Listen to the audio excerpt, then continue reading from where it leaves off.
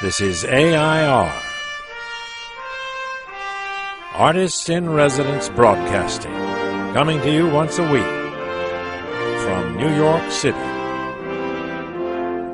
This is John Cullum. And You are who? I don't know who I am. Whom are you? I am Mrs. John Cullum. Well, that's the And Mrs. John Cullum and Mr. John Cullum, who's I'm also Mrs. Frankel. That's right. I'm Mr. Frankel. Mr. Frankel and Mrs. Cullum are going to do a post. Sometimes I'm Agnes the maid, but we won't talk about that. That's another You're not story. Agnes the maid. All right. Okay, we are going to do a discussion for my blog, Anna's Talk Radio. Mm-hmm. And the discussion is, I think today, about the fact that we're into a campaign season again. And Oh dear. I'll tell you frankly, I haven't even recovered from the last one. Mm. We had a long time when Hillary and Obama and all the Republican candidates were. Doesn't seem like we even had a rest. The Republicans started campaigning right away.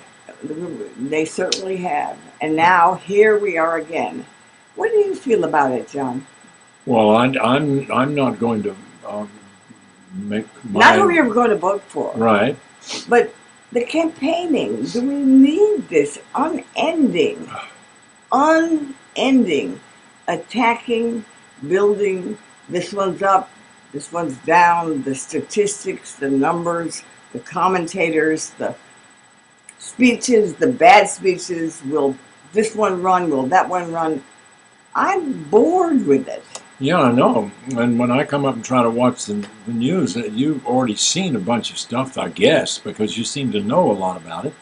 And I'm always trying to play catch up. But the strange thing is that you evaluate the candidates a lot of times the way you evaluate newscasters, by the way they look. Yes, I do. And I've always thought, well, that's kind of a weird way of doing it. But you know something?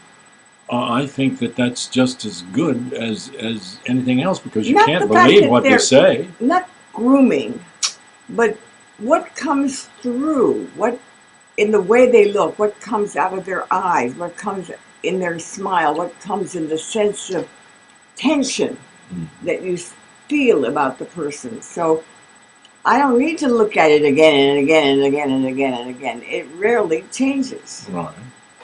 You put your arm around me. That's right. I love you, but I also want to get you in the center of the picture here a little bit, because that's John. John is always trying to put me in the center. That's Mr. Frankel. Yeah, that's right. And I'm Mrs. Cullum. That's right. So get in the center, John. All right, here we are. We're squeezed into the middle. Okay, so what do you think about all this politicking? I think it's. I wish it had more to do with the original concept of. Issues? Well, I'm thinking more about, it doesn't seem to even make any difference about the issues. It's more like a football game. You watch these people and... Winning. Who's going to win? If you're from Tennessee, you pull for Tennessee no matter how bad they are. If you're from Wisconsin, you pull for Wisconsin. When the two get together and fight, you hate each other, and you want the other team to beat the crap out of your opponent. And that's not the way democracy is supposed to work. You're supposed to find out who will lead the country based on the most people who vote for him, which means that he'll be leading the majority of the country in that particular direction, and everybody else will go along with him, including the people who don't particularly believe in that thing. But now we've gotten so polarized, so people are... It's an industry. The huge staffs that are involved, the people that are hired to do PR, the huge job of keeping that campaigner major and successful in the polls, in the news, and the constant polls.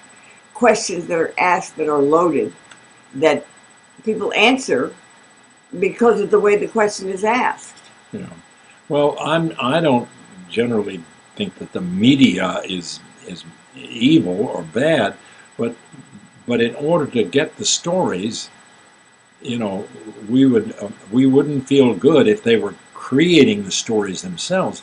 But in a sense, they are creating, because they use the polls to make a controversy, and the controversy is what makes news sellable.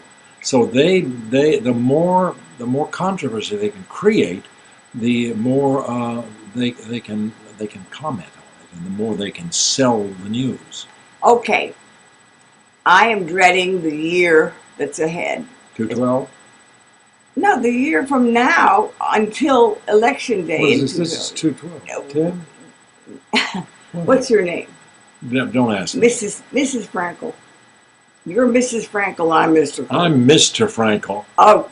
What do you think I am?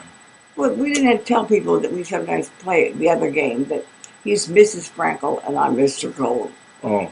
That's a complicated game. We're not going to go into that. No. We'll go into that some other time. So we have told you that we are not looking forward. I just have to tell you that sometimes it's very much of a relief, and it gives me a sense of power when I play Mrs.